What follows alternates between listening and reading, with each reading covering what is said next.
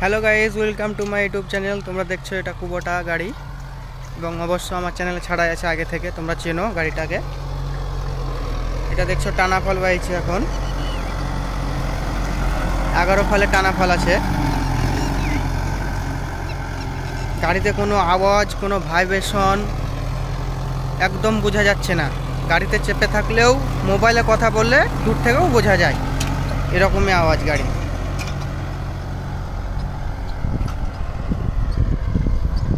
না চাকা ঘোড়া যে টানতে পারছে না গাড়িতে বলে, এরকমও কিছু দেখতে পাচ্ছ না তোমরা।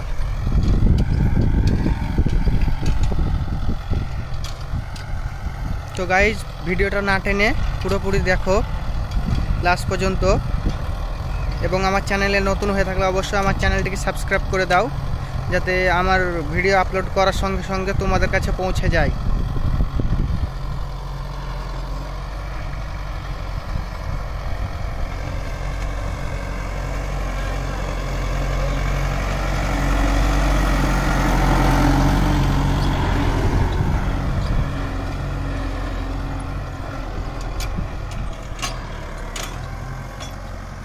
ওকে গাইজ, পরের ভিডিওয় দেখা হবে। Thank you guys.